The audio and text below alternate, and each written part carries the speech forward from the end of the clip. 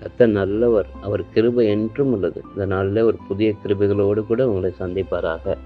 நம்ம ரோமர் 8ஆம் அதிகாரம் 32வது வசனத்துல ஒரு வசனம் வாசிக்கிறோம்.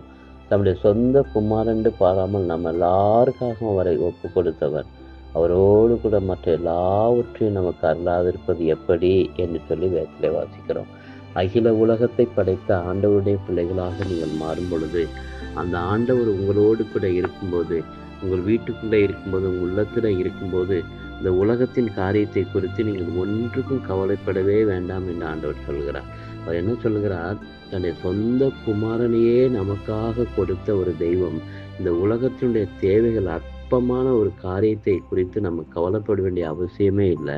அது எல்லாவற்றையும் நமக்கு நிறைவாய் கொடுத்து மகிழ்ச்சியாக நம்மை வழிநடத்தக்கூடிய ஒரு நல்ல ஆண்டவர், மன உருக்கமுள்ள ஆண்டவர் நம்மோடு கூட இருந்து நம்மை நடத்துகிறார்.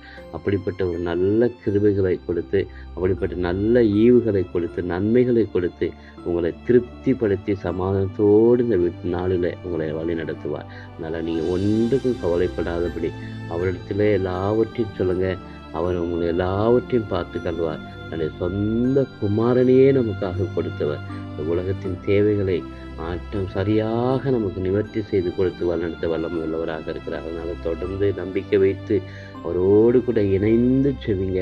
அவரிடத்துல நம்பிக்கையோடு இருங்க. கர்த்தர் உங்களை ஆசீர்வதித்து மேன்மைப்படுத்துவாராக. நல்ல ஆண்டவரே, உமக்கு ஸ்தோத்திரப்பா. இந்த வார்த்தைகளை தந்ததற்காக ஸ்தோத்திரம். இந்த வார்த்தையின் பிரகாரம் தேவைகளாக சந்தித்து பிள்ளைகள் ஒவ்வொருவரையும் திருப்திப்படுத்தி மகிழ்ச்சிப்படுத்த வேண்டும் ஜெபிக்கிறோம், தாழ்த்துகிறோம், ஒப்பு கொடுக்கிறோம். இயேசு நாமத்தில் கேட்கிறோம், ஜீவனுள்ள நல்ல பிதாவே. ஆமென், ஆமென்.